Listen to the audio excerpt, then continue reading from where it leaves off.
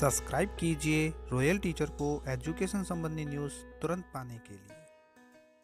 जी हाँ साथियों, इस वक्त की बड़ी खबर की बात करें तो दोस्तों, जैसा कि आप सभी जानते हैं कि अभी वर्तमान में RKSMB कार्यक्रम की जगह यानी राजस्थान की शिक्षा में बढ़ते कदम कार्यक्रम की जगह मुख्यमंत्री शिक्षित राजस्थान अभियान चलाया जा रहा है, जिसके तहत दक्षता आधारित आकलन प्रथम है वो अब शुरू होने जा रहा है। प्रथम आकलन से पूर्व इसकी कुछ PPT जारी की गई है कि आपको ऐसे जो लिया जा रहा है वर्तमान में और इसके साथ साथ जो दक्षता आधारित आकलन है उसमें क्या अंतर है और आपको क्या ध्यान में रखना है, इसके बारे में कुछ जानकारी दी गई है।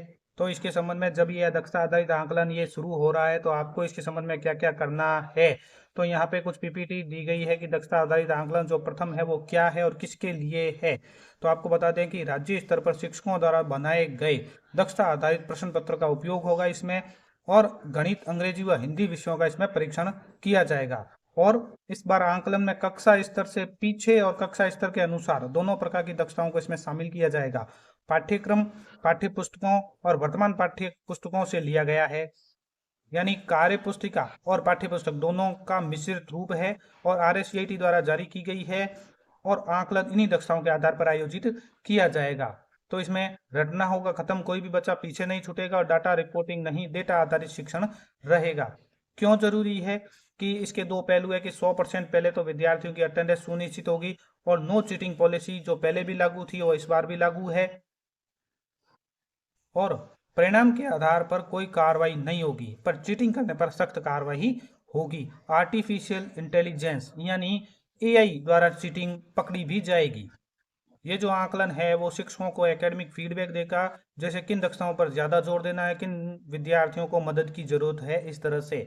तो कुछ की पॉइंट इसके निर्धारित किए गए हैं। सबसे पहले असेसमेंट परिचय है, उसके बाद समय सारणी वो भी आप तक पहुंच चुकी होगी, प्रश्न पत्र भी पहुंच चुके हैं, और वितरण के पश्चात आकलन की तैयारी और क्रियान्वयन किया जाना है। उसके बाद OCR की प्रक्रिया रहेगी अपलोड की, और अपलोड हेतु ध्यान देने योग्य बिंदु भी आपको बताए जाएंगे। इसके साथ साथ दक्षता आधारित क्या है और कब होगा आप सभी जानते हैं। इसके लिए कि टाइम फ्रेम घोषित हो चुका है। अब बात करते थे इन दोनों में क्या अंतर है, ऐसे में और आकलन 1 में।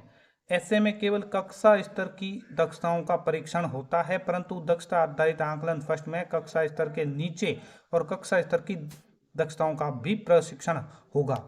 इसके साथ साथ प्रश्न पत्र विद्यालय स्तर पर जो SA1 के बनेंगे, परंतु दक्षता आधारित जो आकलन फर्स्ट है उसके पत्रक है विभाग द्वारा हर विद्यालय में प्राप्त करवाया जाएगा। दक्षता आधारित आकलन फर्स्ट की डाटा प्रविष्टि आप शाला दर्पण शिक्षक ऐप द्वारा केवल एक फोटो के माध्यम से जांच और डाटा एंट्री कर पाएंगे। तो ये आप सभी जानते हैं कि OCR कैसे अपलोड करनी है और किस तरह से अपलोड किया, क्योंकि हमने पिछली बार भी ये काम किया है। समय सारणी के बारे में बताऊं तो ये आप सभी जानते हैं, कक्षा 3 से 8 के लिए 21 और 22 तारीख को मंगलवार बुधवार को 2 तरह का पेपर, हिंदी अंग्रेजी, और दूसरे दिन गणित का पेपर होगा। समय भी इसका निर्धारित है।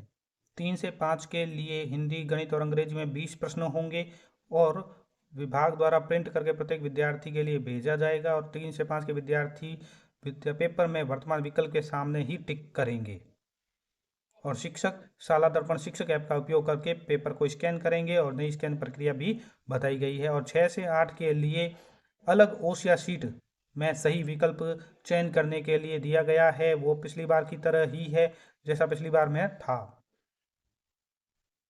आकलन से एक दिन पूर्व प्रश्न पत्र पैकेज सुरक्षा भंडार के तहत आपको स्कूल में जो भी पैकेट प्राप्त होते हैं सीलबंद कर परीक्षा के दिन खोला जाना चाहिए। स्कूल पर परीक्षा प्रभारी है वो परीक्षा के दिन सुरक्षित भंडार सुनिश्चित इसका करेंगे।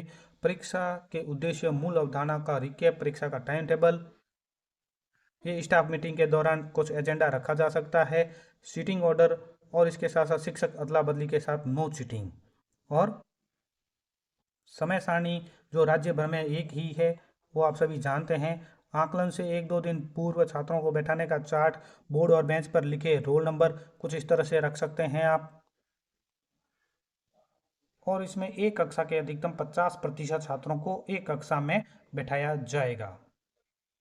और जो भी विद्यार्थी परीक्षा दे रहे हैं उन सभी विद्यार्थियों को एक दूसरे से 1 हाथ की दूरी या एक बेंच पर बैठाएं। विद्यार्थियों को उसकी वर्कबुक वर्कशीट और कॉपी का इस्तेमाल न करने दें, विद्यार्थियों को समूहीकरण न करने दें, हर समय कक्षा में शिक्षक उपलब्ध रहें। इसके साथ साथ आप क्या कर सकते हैं, यानी शिक्षक कैसे मदद कर सकते हैं बच्चों की, तो हिंदी का जब भी पेपर हो तो शिक्षक प्रश्नों को पढ़ने में मदद कर सकते हैं और पैसेज पढ़ने के लिए छात्रों को स्वतंत्र रूप से पेपर का उत्तर देना चाहिए। गद्यांश और पद्यांश रूपी प्रश्नों का कोई भी सहायता नहीं करनी है। इसी तरह इंग्लिश में प्रश्न पढ़ने में मदद कर सकते हैं, उन्हें प्रश्न को समझने में मदद कर सकते हैं, हिंदी में अनुवाद कर सकते हैं, लेकिन गद्यांश और पद्यांश रूपी प्रश्नों का कोई भी सहायता आपको नहीं करनी है। मैथमेटिक्स यानी गणित के प्रश्नों में भी आपको पढ़ने और प्रश्नों को समझने में उनकी सहायता आप कर सकते हैं।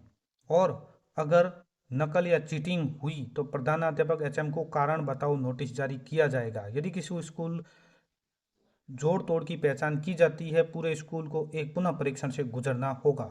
शैक्षिक प्रदर्शन पर नहीं होगी स्कूलों की निगरानी, लेकिन नकल बर्दाश्त नहीं की जाएगी।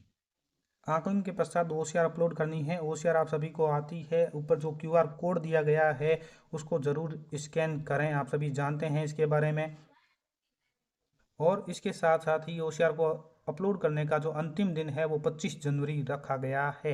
अगर आपके स्कूल में ही इंटरनेट की व्यवस्था है तो स्कूल में ही पेपर को स्कैन करें, नहीं है तो पेपर को घर पर भी आप स्कैन कर सकते हैं।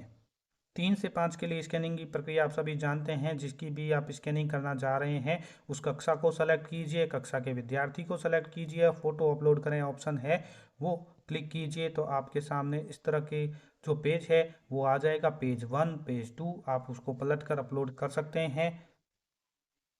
इसी तरह 6 से 8 की स्कैनिंग की प्रक्रिया है वो भी इसी तरह सेम ही रहेगी। आप कक्षा सेलेक्ट कीजिए, आगे बढ़ें, विद्यार्थी सेलेक्ट कीजिए और उसके फोटो अपलोड करें ऑप्शन को सेलेक्ट करते हुए फोटो अपलोड बटन पर क्लिक करें, कैमरा या गैलरी का विकल्प चुनें और इस तरह से जो स्टेप 6 है उसको सेलेक्ट करते हुए आप ओसीआर अपलोड कर सकते हैं। इसके साथ साथ ही कैमरा या गैलरी का उपयोग करने की आप अनुमति उसको दें, तभी वो प्रभावी ढंग से काम कर पाएगा। ओसीआर के बारे में महत्वपूर्ण तथ्य जो आप सभी को ध्यान में रखना है कि आपको समय इसको चेक नहीं करना है, नहीं कोई निशान या हस्ताक्षर करना है। एक बार पेपर कलेक्ट करने के बाद उत्तर पत्रक पर कोई परिवर्तन न करें। यदि गलती से बच्चा अब्सेंट मार्क कर दिया है तो ऐप पर सफलतापूर्वक पूरा बटन दबाएं। इसके बाद आपको विद्यार्थी का नाम का बटन दिखेगा, उसको दबाएं और ओसीआर शीट अपलोड कर दें। ध्यान दें बच्चे केवल टिक कर रहे हैं। फोटो खींचते समय आमतौर पर जो त्रुटियां की जाती है वो इस तरह से है, जो आप सभी जानते हैं, पिछली बार भी आपने अपलोड की है, तो इसको ध्यान में रखते हुए आप काम करें। उम्मीद है दोस्तों ये वीडियो आपको पसंद आई होगी। वीडियो पसंद आए तो जरूर लाइक, शेयर और सब्सक्राइब कीजिए। पास में आने वाले घंटी के बटन को जरूर दबाएं एजुकेशन संबंधी न्यूज़ तुरंत पाने के लिए। आज की वीडियो में हमने जाना आंकलन, दक्षता आधारित आंकलन जो प्रथम लिया जाने वाला है उसके संबंध में महत्वपूर्ण पीपीटी।